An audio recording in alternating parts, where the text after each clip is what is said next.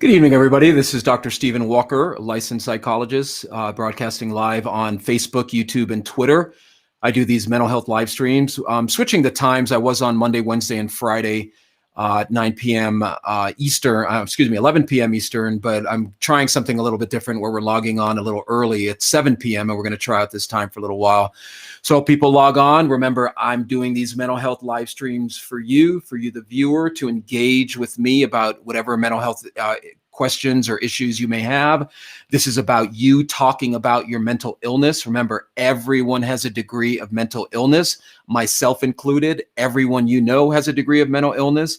We need to be working on it. These live streams are to help normalize conversation, about mental health and mental illness. So tonight we have a really great guest. We have Tony's going to come on and talk about the effects of long haul COVID-19, which is hitting a lot of people. People may not have symptoms, but they're manifesting these long-term effects of it. We're going to talk about the cumulative effects, not only physically, but psychologically. We're going to talk about how it affects him as a person, how it affects him socially.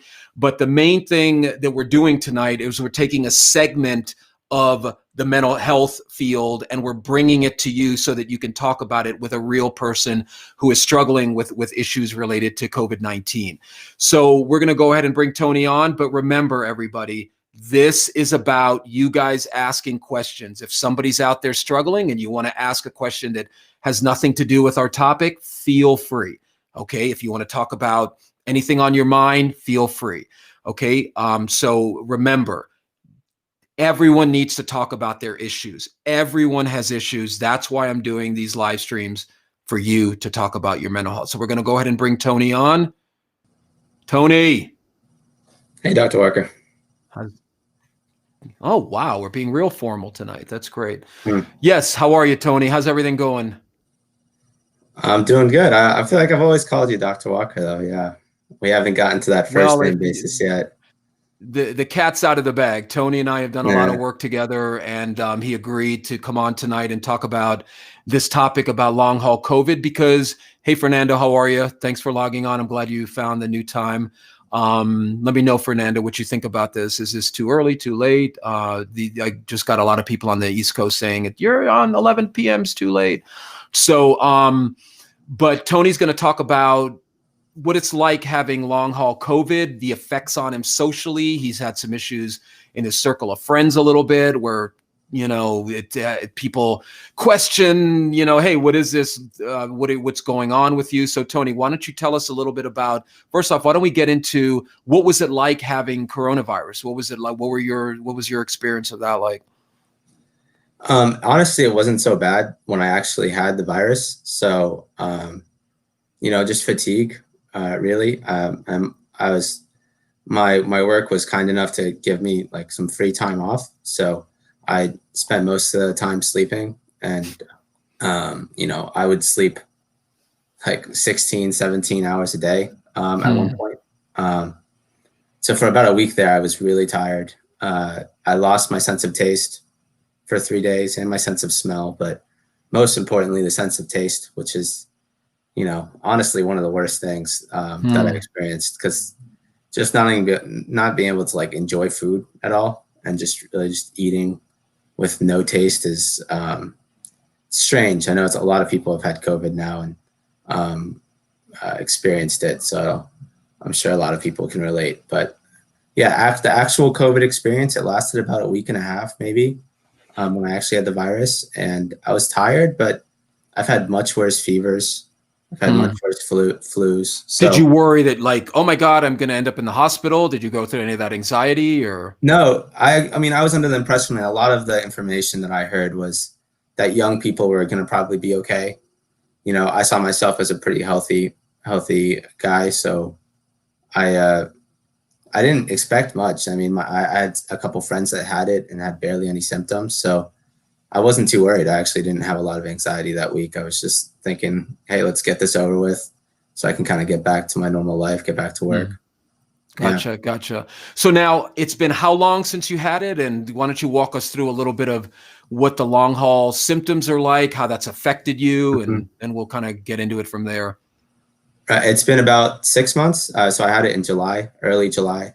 I remember because it was right around my roommate's birthday. But uh, I had it for a week and a half. It went away for about a week, and then it came back. And not necessarily the virus came back, but the symptoms came back. So that same fatigue feeling I had had previously, some headaches that I didn't mention before, but a lot of tension headaches came back.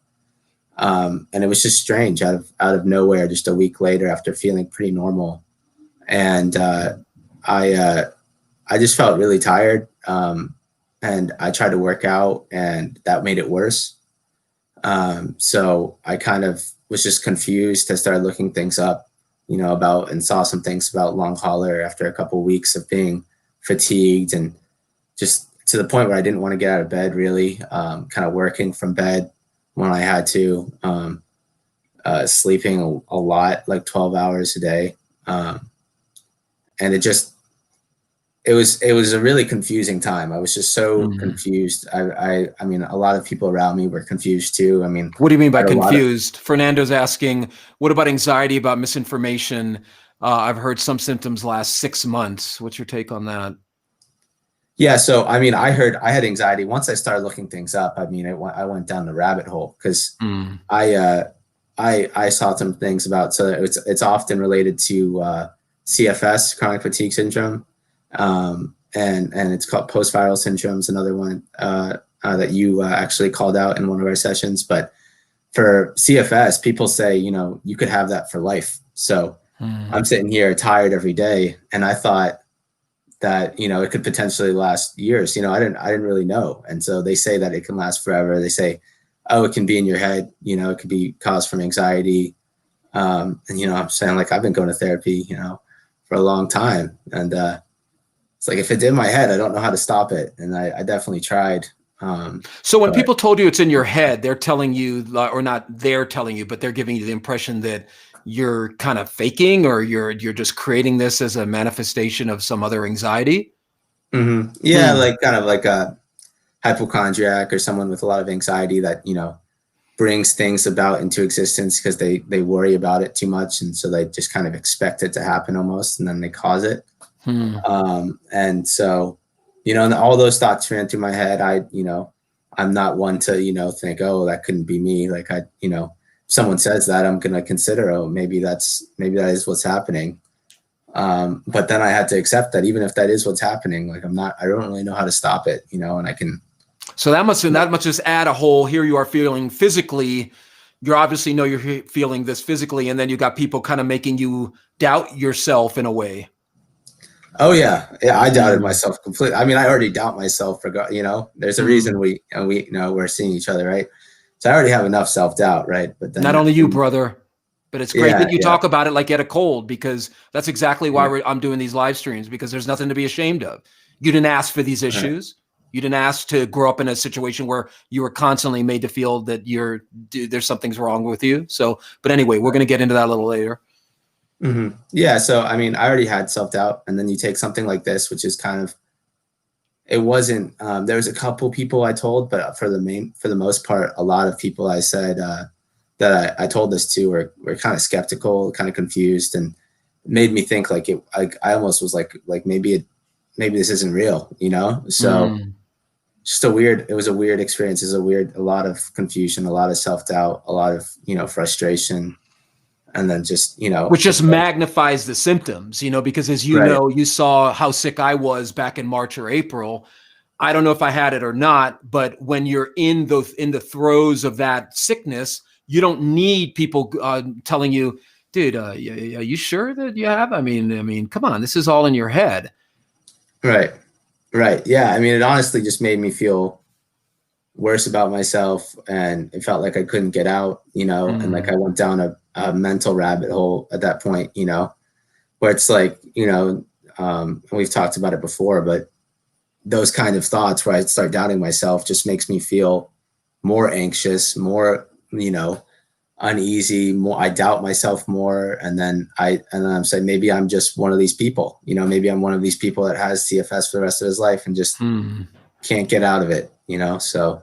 So I let's had get to a couple comments those here. thoughts. Hold on one second. So Dennis, Sure. hey Dennis, welcome back. Hi y'all, long time. I haven't seen you. Good to see you back, Dennis. I'm doing a little early to try to pull some people in. Penny said, yes, it's been rough. My mother is in the nursing home and just recovered. Wow. That's difficult. Fernando's asking Penny, how did she handle the isolation? Ray is saying, I wish they'd end the lockdowns. My mental health is worse than it's ever been. We just went into a state of emergency today where I live. Where do you live, Ray? So yeah, I mean, this is affecting a lot of people. And when you have it and then you think you're over it, but then it lingers and you get that long haul thing, that's what Tony's talking about, is how that affected the way people around him were reacting to him, affected how he was feeling. So let's get into that again, Tony. Yeah. I mean, I told people because, it's almost inevitable, I'm getting asked to go places, do things, asked if I want, I have people that I used to go to the gym with, people I used to, do active things like play basketball with. And like I said, when I tried to work out on this, I was like in bed, the worst. And it was like, that's when I almost felt like, the worst symptoms. It was worse than even when I had COVID. It's kind of like that fever feeling where you get hit by a bus, and you're kind of, your muscles ache and you feel. So I learned quickly that working out wasn't an option, which was tough for me. Right. Because, I love working out. Right. And that's been one of the things that's helped my mental health. But, so I've had friends that were asking me to do things and I'd have to explain to them, that I had long haul or what I thought I had, and just that I wasn't in the condition. And they were confused. I mean, even my close friends, my roommates, confused about what? Pretty skeptical. They're just like, it didn't make sense to them. They didn't really, hear much about the long haulers in the news at that point. And I still don't know if they have, but they've definitely heard enough from me. But yeah, they were like, they both had it. Both my roommates had it. A lot of my friends had it. And they said, hey, I recovered. I don't know what's wrong with you. Maybe you're just tired. Maybe you just like had a bad night's sleep and you're blaming it on COVID. Right. And it's like, no, I'm pretty sure. So they're all sure. telling you, hey man, what's the matter with you? All these other people have recovered, which then how did that affect you? Well, then you think, yeah, exactly. Same thing we were talking about before. Then you think, oh, it must be a problem with you. You must be doing something wrong. Then you kind of just rack your brain, try to figure it out, and you feel sorry for yourself, and you just kind of go down like a rabbit hole of negative thinking, right? So I was in that hole for a while, and I mean, even you pull yourself out, right? And I had good times, and where I tried to accept it and enjoy life, but at the beginning, there was just so many triggers that would bring me back down, and then I live with two roommates, who they're both very active. I'm watching them go to the gym, right? And I'm watching them do all these things and be happy. And I built some resentment towards them for, being able to do all the things they could, and then just not being able to even go to the gym, or, even not have the energy to go hang out with our friends at night. It was just tough. And then I kind of lost my joy of life, and for some time there. And it was funny. I really noticed, even seeing my roommate happy and laughing, I was just pissed off. And then, no reason. They didn't even do anything wrong. Well, I know, but the reason is what? Is you're happy and I'm struggling. Right. And then when you tell them, or you try to share that you're struggling, it's like, oh, well, that's on you. Right. Or because there's no sympathy to be had, because it's like in their minds, you brought it about to yourself. And so it's like, then you just, that's when you start to build up a lot of resentment, right? And frustration. So. And you're a member of a COVID long hauler group, right? Yeah. Yeah. Facebook group. Yeah. Actually, and what do you hear from in there? What do you hear some people's experiences like in there? Oh, terrible. I mean, people that have been to the ICU multiple times, people that have the nerve damage, a lot of shortness of breath. A lot of people have fatigue. But just, it almost, I mean, when you look at the symptoms, it's really scary and really random. People have heart problems. It's all over all over the book, but it's a lot worse than me. So when I found that group, it scared me a little bit, but it put it into perspective. I mean, at the end of the day, I'm tired. My brain feels cloudy, and, I have a headache, but at least, my body's functioning relatively normally, and I don't have severe pain. Right. So, and I can breathe. So. And you talked about that too, when we were talking about potentially doing this show, is you felt kind of like your symptoms weren't that bad. So you kind of felt Right. guilty, like even talking about them, which is just a whole nother wrinkle. Right. It's like, how bad do your symptoms have to be for you to consider them bad enough? Right. Well, when you say my main symptoms, fatigue, right? So when you say fatigue, like, I mean, people can fatigue could be such a wide range of, Sure. of things. I mean, I could be a little tired, and people could call it fatigue. I mean, the best way I could describe my fatigue is just, it was almost like just someone hanging weights off my eyes, someone like a cloud in my brain. Like, it was not just being tired. And I felt tired plenty of times throughout, and I can distinctly tell the difference between that and what I was feeling. It was almost like, it almost felt like impossible to be happy with that, feeling. It just kind of like a tenseness in your mind. Sure.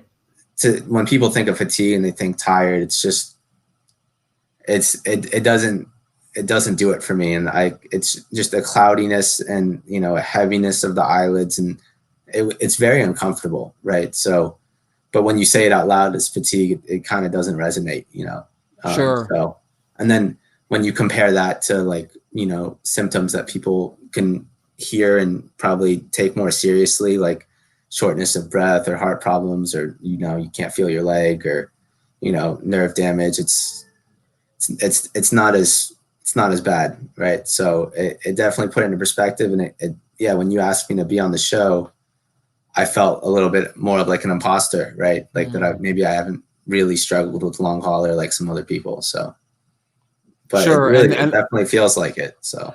Well, I hear you, man. And I would imagine that anybody who is a long hauler who has had worse symptoms would love to have your symptoms. So I think part of what happens when people have these kind of chronic illnesses is they do, whether they have it severe or not severe, they have this stigma associated with feeling bad.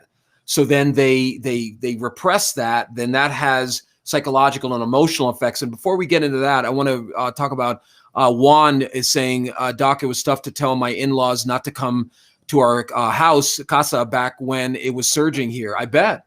And people are going through that all over the world. Is families aren't being together. Your grandkids aren't seeing their grandparents, sons aren't seeing their moms, dads. So did you have any of that? Like, did you quarantine away from people when you had it, or like, how was that for you? I mean, my roommates had both had it when I got it. So I quarantined, but I mean, it wasn't significant. I mean, my family lives an hour south of me, right? So I didn't go see, my dad or my sister, but the quarantining was, compared to the symptoms, was probably one of the easier parts. By July, we had already been in quarantine for several months. So you're kind of used to the lack of interaction. Sure. And actually, I interact with a lot of people because I work from home. I interact with a lot of people in my job. So I'm in a way still getting a lot of that social interaction from my desk at home. So sure. But I did, of course, quarantine, especially the first couple of weeks. And then there was. What was that? I lost you there. Still there? Yeah. Yeah. You said, and then there was. And then there was there was definitely fear that I was like still contagious. But I kind of did some research and I actually got tested again and I tested negative. So that's when I kind of stopped worrying about the quarantine. Nice. But so let's talk about some of those. Yeah. I'm sorry, go ahead. Yeah, well, you're not really sure because you're experiencing symptoms, right? So, like you would think that you could still be contagious, but and there's some guilt there, like who wants to make other people sick? Right. Oh, for sure. Yeah. So let's talk a little bit about some of those psychological and emotional effects. Did it stir up anything from your past? Did it stir up any, like Samantha saying, you are not an imposter? Did it stir up some of that stuff we've been working on? Yeah, a lot, almost pretty much everything, right? It was, I mean, I try to kind of see it as like a good thing that's happened to me now because of how much it's stirred up and how it's allowed me to work on a lot of things, right? And kind of forced me to in a way. But yeah, I mean, I'm someone that was like, I was always micromanaging my like physical and mental state all the time. You know, I always wanted to feel like the best, right? You know, I was always trying to get that right amount of coffee, you know, that right amount of sleep. You know, I hated being sleep deprived, hated, you know, feeling tired all day, hated feeling sluggish. So and then I just had to accept that I wasn't going to feel good pretty much any day on this. I was going to feel foggy and that I couldn't just write the day off because, you know, I can't write every day off. Right. So I really had to struggle with it. I really had to stop resisting the idea of feeling like, you know, 30, 40, 50% every day. And not just be completely unhappy, or, you know, just not staying in the present moment or wishing that I felt a different way. It really forced me to accept that. Right. I mean, like almost like we talk about making it okay that you're not feeling okay, meaning that how you're feeling in the moment is okay because you didn't ask for this. Right. Yeah. I mean, I was thinking about it while it was happening, but you know, if I didn't feel okay, or 100, like if I didn't feel like I was, you know, in the right state of mind, I'd almost write the whole day off. I'd almost just go through the motions and not even stop to enjoy things. Just because for some reason that day wasn't good enough. And I'd have to just, you know, kind of just block off my mind until the next day. And hopefully we could do better then. So you can't do that when you feel subpar every day. So you kind of just have to, or you're going to be miserable, which I was for a little bit, but you just got to learn to accept you're not going to feel good. And that just because you don't feel great or amazing doesn't mean you can't feel good. Doesn't mean you can't feel joy or happiness, you know, doesn't mean you still can't feel grateful, even though you're wishing that you were, you know, in a different state. Sure. So let's talk about that. Let's talk about the perfectionism. You know what I'm sorry, I mean, I talk over you there, but let's talk about that wishing that you weren't feeling the way you were feeling. Like Samantha's saying, what can we do to make this easier for long haulers?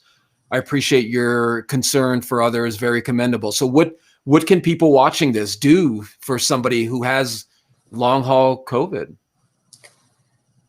I think I mean, the biggest thing is to just, you know, empathize, sympathize, understand, and listen, right? Like, just, I mean, listen to them and actually, you know, kind of feel that empathy. Like, I remember a lot of people I told were confused and asking questions and kind of skeptical voiced. And that really kind of makes you just get into a bad mind state. But I remember one of my friends specifically just saying like, oh man, that must suck, you know? And simple enough, right? Like not that hard, but like made me feel so much better. Kind of just made me feel like, yeah, it's the pain is real, right? The struggle is real. So I mean, just kind of empathize, right?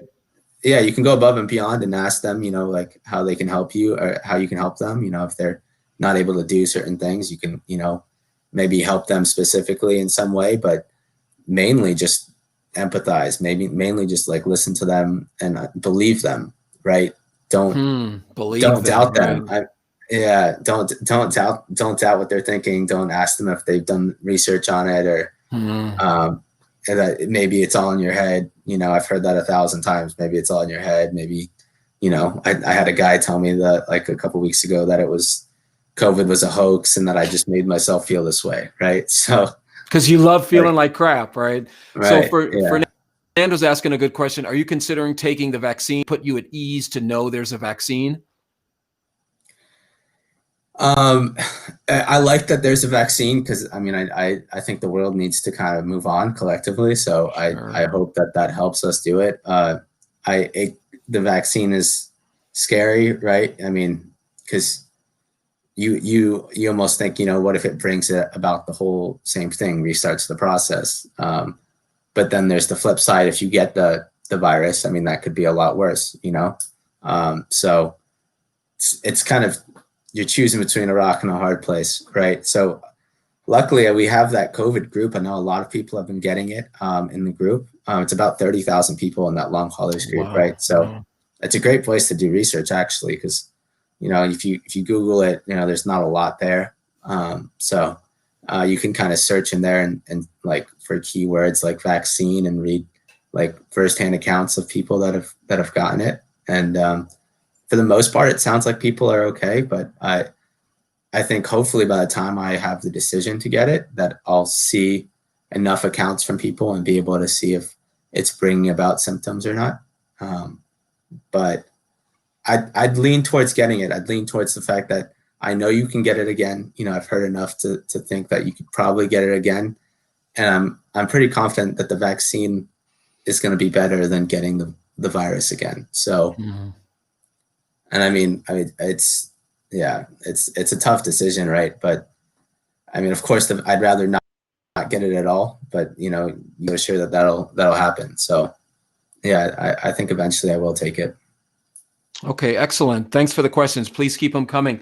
So let's talk a little bit about how all of this stirred up some of those issues you and I were working on. And just anybody watching this knows, Tony on his own volition has come on the show. He picks what he wants to talk about. I have no agenda. He wanted to talk to everybody. He wants the world to know how he's benefited from doing this kind of work. So why don't you go there, Tony? Why don't you talk a little bit about how the work you did helped you through this, what you want your message to be to people who are thinking, I got some issues. Should I work on them? Yeah, I mean, yeah. So I'd like to think that this whole thing has been just a magnifying glass on all the work we've been doing, right? And it made me really, like I said, look at, do I really have to feel 100%? Does everything have to be perfect for me to enjoy the day or to enjoy something, or for me to do something that makes me happy, or that just for fun, instead of something that's productive or it's going to contribute to, something in the future? It's just, can I just sit back and enjoy a day where I don't feel 100%? And can I, one of the worst things actually about the whole thing was I was constantly micromanaging, the things I did, the things I ate, like don't walk too fast, don't walk up too many stairs, because I constantly thought that I could trigger a relapse. And so that's a common term in the Facebook group, is a relapse, because if you do push yourself too hard, you'll fall back and you'll start to feel terrible again. And then you'll beat yourself up for that and say, why did I do that? And so that was the biggest thing, is in those times where, because it's a weird thing about long hauler is there's good days and bad days, and you don't necessarily know what causes the bad days or the good days. And so the whole time you're just trying to get some sort of science out of it, pick the right diet. Like, did I go for too long of a walk that day? It's just, it drives you crazy, because you're like, you'll start to feel bad, and then the blame game comes around and you're trying to figure out what the cause was. And so a lot of the times for me, I would start to, blame myself or get upset and say, I shouldn't have done that. I shouldn't have gone for a walk. I shouldn't have done that. Right. And I'm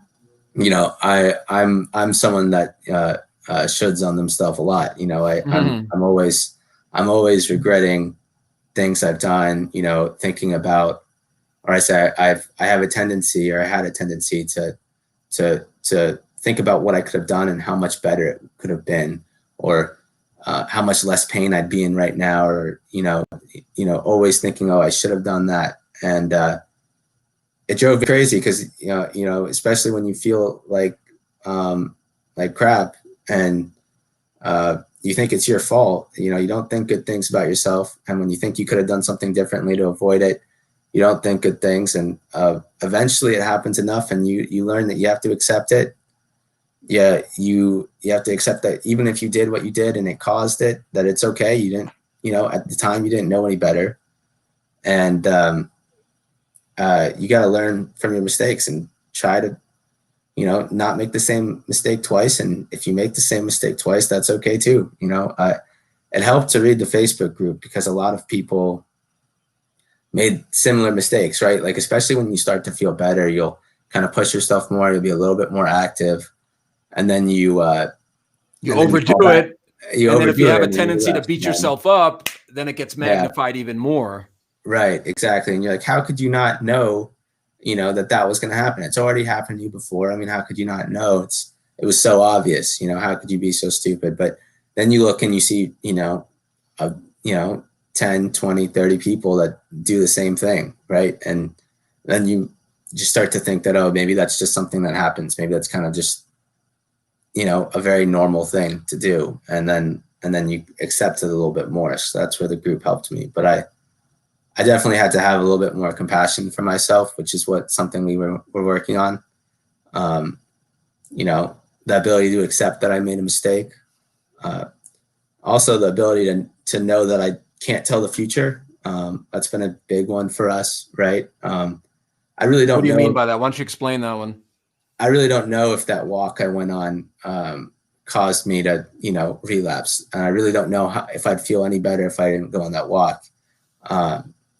In my mind, I feel at the time, it feels 1,000% true. If I hadn't gone that walk, I'd be walking on, sunshine and dandelions right now. But it's just, and it's, you've actually helped me a lot to dispute those kinds of thoughts, and it's funny looking at a moment because once you notice it and you feel how real it feels, it's super weird. And when you say feels real, we're talking about the conditioning, right? Yeah. Yeah. I mean, just the thought in your head that is screaming at you that you'd feel better if you hadn't gone for that walk. It just knows, and then, you apply like a little bit of questioning to it and you're like, I don't really know for sure what would happen if I didn't go for that walk. I don't really know for sure if that caused it, but yeah, at the time it feels real. And then, once I became aware of that, and I see it more and more. And when you start to question it, the kind of that tenseness kind of drifts down, falls down a little bit, drifts away. And you just realize it almost, it's like, I like to think of it as like these invisible, like walls that like form around you and kind of close in on you. And like, you feel like you're suffocating and like, you don't really notice that you can just kind of like stick your arm out. And for years, I had no idea that I could do that. Right. But kind of meeting with you and like you kind of giving me the questions and the right things to think about at those times, I realized that I could just kind of stick my arm out. And then once you realize that, it's kind of hard to forget, and I definitely forget sometimes. Well, we all do, brother. And yeah. Tony had his share of negative conditioning growing up. So I don't know if you want to talk a little bit about that. You mentioned in the pre-interview that, you're an open book. So I'll just let you talk about how did you get to the point where you beat yourself up so much? How did you get to a point where you needed to be perfect? Mm-hmm. Well, so my dad was always like a very critical person. So, he's just quick to point out like the negative things that you're doing. And, he does mean well, right? So he does do it with the intention of you getting better. And I mean, he's told my mom, who's kind of objected to it, he's told her that, he doesn't want us to get complacent. He wants us to be the best. And if he doesn't point out all the things we do wrong, then we won't know. He will think that we're just great how we are.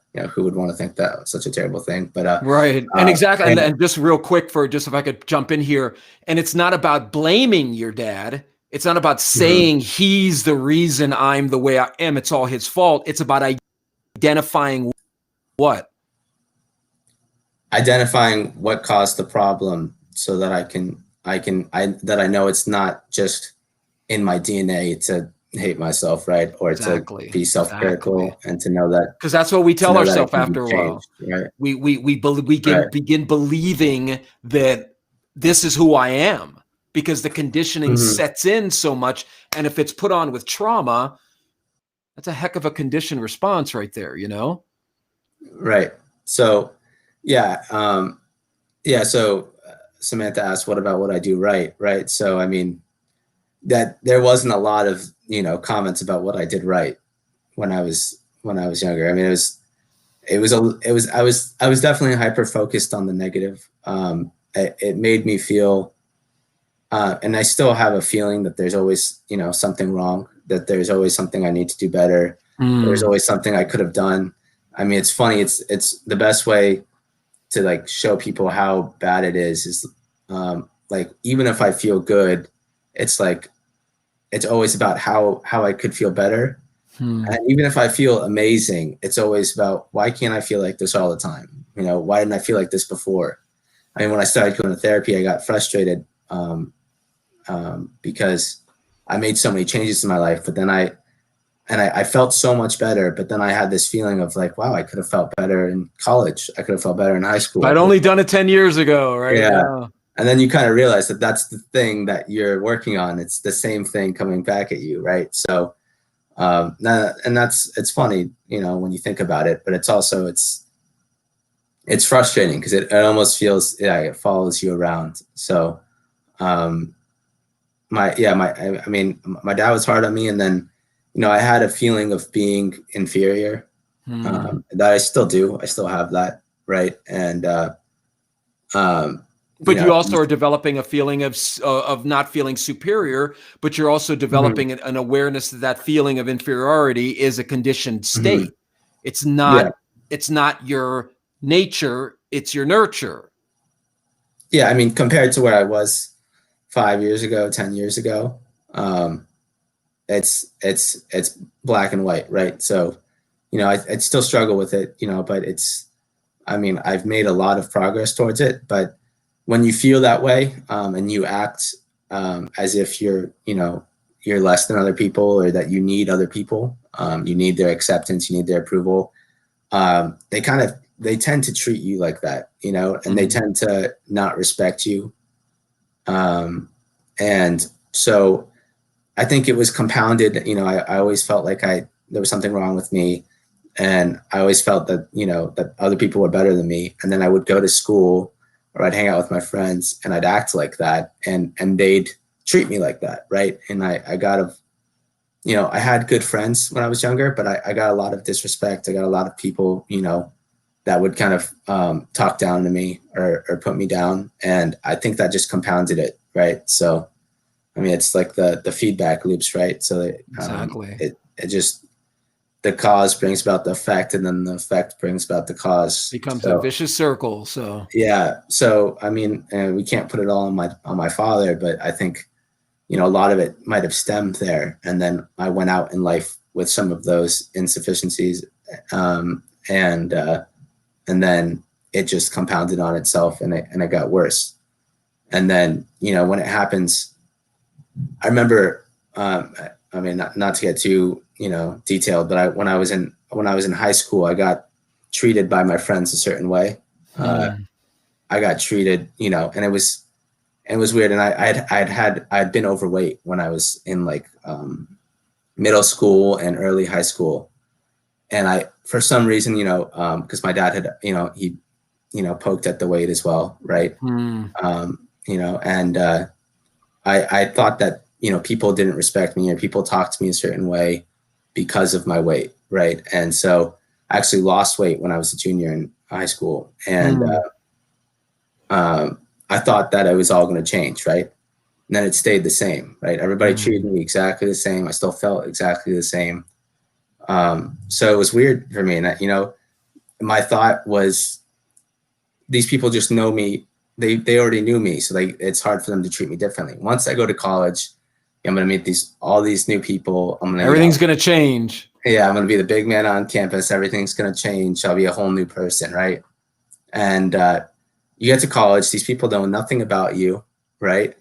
and then they start treating you the exact same way as everybody, you know, else in your life in high school and before that. And so that's when you really start to think like, oh, it must be me, right? So that's when I started to get into a lot of, because before it was self-criticism, but like a sense of hope, that like, when I lose this weight, it'll be different. Or when I go to college, it'll be different.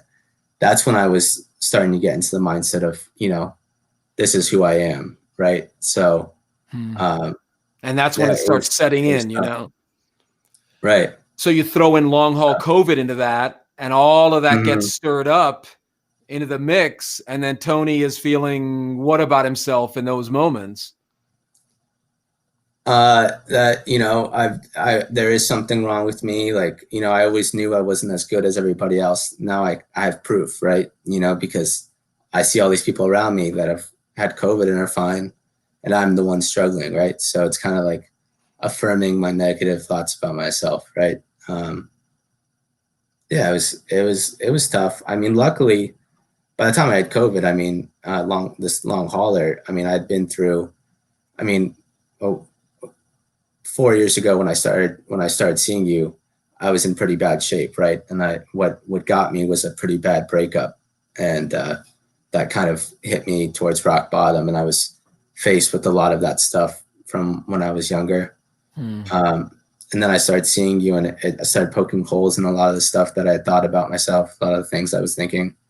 So I built a pretty good, foundation and momentum in the last like 3 years leading up to when I got COVID. And it's crazy, but you think a lot of that stuff is gone, and then you get something like long hauler and it all comes back, right? So, and that's why I'm so grateful, because it's long hauler was the perfect thing to come into my life to make me, deal with a lot of this stuff, So at the end of the day, that's interesting.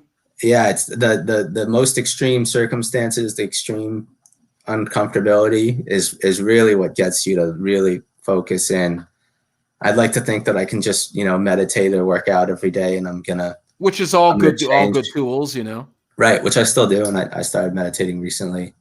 But the devastation of the breakup, and then the extreme frustration and pain, mental pain of long haulers COVID, really forced me to kind of change my mindset, change how I felt about myself. And I mean, I can't imagine what I would be like without those two things. But it was like it's corny to think that it was, that it'd be a blessing in your life.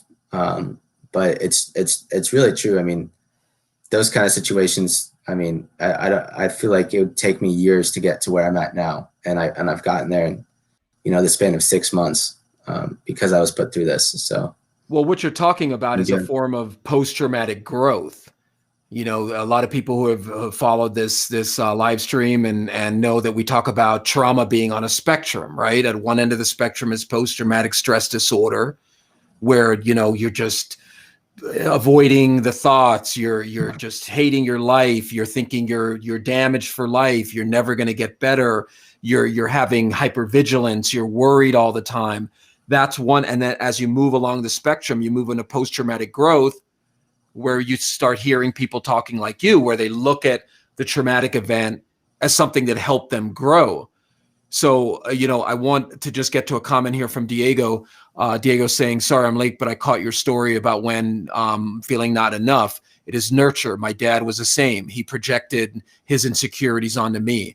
I guess that's my biggest thing, making the jump. He's saying, congrats to you. So I think part of what you're learning, or what you've learned throughout all of this, is that, you can choose to frame things, and Samantha's saying physical pain can wreck you. Absolutely. But Tony's talking about an ability to frame the event as something that he wants to grow from. Is that what I'm hearing you saying? Yeah. I mean, it's almost, I'm doing that almost in hindsight, because when I framed I didn't really frame anything. It was more survival, right? You know, I figured When out that you're I had in to, the storm, it's difficult to, yeah, yeah. Oh, great. I'm going to yeah, learn how to I deal with a had, storm here, you know? yeah, I had to learn how to accept it, you know, so that I wasn't miserable every day. I had to learn, you know, that, you know, to give myself a break because, you know, there was way too much opportunity to blame myself and get myself down. And, you know, at a certain point, you know, after it happens over and over and over again, and it's so strong in a condensed time, you're almost like your mind kind of figures out, you know, like we can't live like this. So Mm. the problem with regular life, or not, I shouldn't say regular life, but like a norm, when I felt more normal and I was going about my daily routine, you have these things, but they're brief, right? They come into your life for like a day or two, and you feel that pain, and then you feel like you need to change, um, or maybe you don't, but you feel the pain, and then it goes away, and then you go back into your normal routine, and then you kind of just fall back into old habits. But the whole point of this was that it's just constant. Every day is a struggle. Mm. Even when you have a couple good days, you know, within it, then you have 3 really bad days, and then the couple good days only make you even more frustrated on your really bad days because you don't know what's going on, or during that time you thought it was gone, you thought you had some hope that, you know, things were on the come up, and then you just kind of get crashed back down. So um, it was, yeah, it was the perfect storm really for me to deal with a lot of the stuff I had, and just that constant discomfort like really forced me into a lot of this stuff that we're talking about. So it's cool. Absolutely, man. And I want to just quickly go off topic here. So Fernando is asking, what's your take on being the head of the family? Could that by nature promote inferiority? Speaking of identity fatherhood, and this is exactly what I'm talking about with the shows here. Is I want people to ask whatever's on their mind. So Fernando, what I would say to you is this, man, is, you know, what we learn about our need to be the head of the family is a lot of nurture. It's not so much nature, because what happens is when we're ahead of the family, let's make it personal with what Tony's going through. So let's say you're the head of the family and you got long haul COVID, you're going to naturally feel like, I can't be sick. I can't allow myself to feel this way. So you're gonna feel inferior. You're gonna feel like you're not being a good father. So when you talk about identity fatherhood, yes, we all need to question what we've learned about being a mother, a father, a son, whatever it may be, because a lot of what the pressure we put on ourselves is based on conditioning. Like Tony talked about how he learned from his dad and people who bullied him in school. He learned inferiority. So if Fernando is out there struggling with, am I a good enough dad? Am I the dad that my father was, or whatever it may be?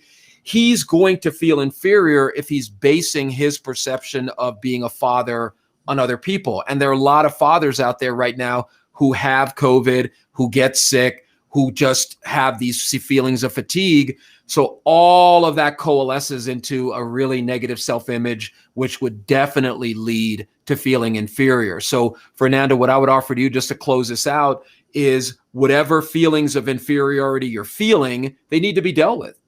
And they need to be worked on in a place where you feel that you can actually work on your perception of who you are. One of the things Tony talked about before was conditioning. We learn from people around us who we're supposed to be. And if your image of what you think a father isn't matching up to what you learned, then you're going to definitely feel inferior. Absolutely. Absolutely. So Tony, let's wrap up here a little bit. What's your message here? What do you want somebody listening to this to walk away from if somebody happens to catch this after we post it? What do you want people to know about COVID-19, long haul? What do you want people's takeaway to be? I'd say about COVID-19, I mean, definitely take it seriously, right? And long haulers, you know, just if you run into them, if you see them in person, or if you see them online, you know, have some sympathy, you know, believe them, and just try to put yourself in their shoes. I mean, what it could be like to wake up every day and not feel, you know, like you want to get out of bed, and to feel, you know, cloudy mind, and you know, heavy eyes, and just no energy at all. So have sympathy. I mean, COVID, hopefully it gets better with the vaccine, but I mean, my story, I'm pretty, I like my story a lot. And I've learned to like kind of the journey I've had, but I think people really need to wake up to a lot of the things that are controlling them. And Totally. It's crazy because, and I've been such a big proponent of this, like with people I talk to and my friends, because once you wake up, like once I started going to therapy and questioning some of the things I believed, some of the things I told myself, it feels like I wasn't in control of myself at all when I was younger, right? And I think everybody has that to some extent, right? But I think I got lucky, you know, again, because I was so bad after that breakup and after everything that happened to me, so that I ended up running into you. And literally, I ran you over with my car. No, I'm kidding. Yeah, and so yeah, I found you on Google, and I you know, I met you, and you were the first person I reached out to, and I got lucky to, you know, find you. But I'd say definitely think about. Thank you, I appreciate that. Yeah, think about what happened, you know, to you when you were younger. Think about going to see a professional, you know, counselor and talking about things. What would you say about that whole mental health stigma, getting, you know, and getting help from a professional? I mean, I couldn't recommend getting therapy enough. I couldn't recommend getting help, you know, with your mental health enough. I think it's absolutely necessary for everybody. I know personally that I didn't want to do it. I was super stubborn about it. You know, it felt like you were giving up. It felt like you were admitting that you couldn't do it by yourself. I had someone tell me the other day, because I was telling them about therapy, that they didn't want to do it because they wanted to be independent, right? Good old USA, individualism. I don't need nobody. Yeah. And we were talking about it. I mean, it's like saying you didn't want to go to the dentist, or you didn't want to go to see the doctor because you wanted to be independent. It has nothing to do with being independent. I mean, Exactly. It has to do with seeing someone, a specialist. You take your car in, you take yourself into the doctor, you go to the dentist. I mean, your mental health, I mean, it's probably, it might be the most important out of all those things, right? And so it's crazy that we think we can do it all ourselves, and that for some reason, even though we don't have any classes on it in school, we don't really see anything about it in TV, and even a lot of this stuff in society is probably counter. It's probably not helping. It's probably doing the opposite of helping. Yet we think that somehow, some way, we're supposed to, like, we should figure it out. Like, I should be able to do it on my own. I should be able to be happy on my own. It doesn't work like that. There's a ton of people out there that are emotionally unhealthy, and they affect other people. They affect their kids. That's the bleeding all over each other. That's the biggest thing. Like, don't, even if you're not worried about yourself and you're fine with how you feel, you have to think about how is your conditioning or your emotional unhealthiness going to affect your kids. I mean, so true. I'm super passionate about that, because I can see how my dad, and even my mom in ways passed down some of the stuff that they struggled with. And not because they're bad people, they just didn't know. What they were. I always doing. I always say I don't know. I mean, I have the benefit of being in the age of the internet. I had the benefit of being in America, with much more open-minded culture. My dad grew up in Egypt, right? So, I don't know what he would have done if he was in my shoes. Maybe he would have gotten to a very similar place that I got to. But yeah, you have to pay attention to how you can affect other people, and you have to realize that there's so many people out there that aren't healthy, and they can affect you, and they can affect other Everybody. people, and they can affect you, and they can affect other people in ways that you might not even perceive, and you probably won't perceive it. And unless you speak it out, you talk it out, you seek Talk things out, help, baby. yeah, you're not going to know how that's controlling you. And you definitely want control over yourself, right? You definitely 100% you want control To a over what degree, you know, you don't want to be over control, but yeah. right. Yeah, you and a lot of this comes to you kind of giving up control, right? But you don't want to be controlled by conditioned thinking that's telling you negative things about yourself, telling or emotions that force you to do things to people that you even have positive feelings towards. So I mean, I guess I pay attention to, how you're feeling, pay attention to how you're thinking, especially if bad things happen to you and you notice really bad thoughts come up and really stressful times and really emotional times. Pay attention to that. Don't just forget about it once that problem goes away, once the test comes back negative, or you get cleared, or your leg Bingo, heals, or man. Bingo. whatever. Or you start feeling better. Yeah. So Yeah. I mean, that stuff is there. It affects your life even when you don't even know it. Even when you feel like you feel good, it's affecting your life. It's affecting your relationships. And yeah, the worst part is it's affecting the people around you. And I've really noticed the more I've worked on myself and gotten better, the more it actually benefits the people around me, benefits my family. And changing the world's an inside job, yeah, man. I've been saying that for 20 years. So yeah, I don't hurt my mom as much. I don't hurt my sister as much. I'm actually able I to don't be hurt there. Tony as much.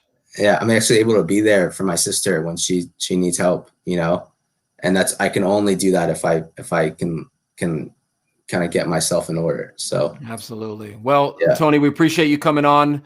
Maybe you and I can get together and we'll do another live stream. So thank you. I appreciate you sharing your story. I'm sure it's helped some people, inspired some people to, just work on whatever's affecting them and realize that they are in control of how they react to things and people. So thank you. I'm going to go ahead and close out here, but stay in the background. I want to debrief a little bit with you, just see how things are going. So I'll come right back on. But Tony, thanks a lot for coming on. I really appreciate you sharing it. And, just hearing you talk so effortlessly and so openly about how you've worked on yourself, I hope that inspires people, because that's exactly why I'm on, trying to help people realize that at some point, I'm hoping going to a mental health professional will be as effortless and as easy, like you said, as going to a dentist or a cardiologist or anything. So thank you. Hold on there. I'm going to go ahead and close out, and then I'll come back to you. Okay. So thanks a lot, Tony. Appreciate it.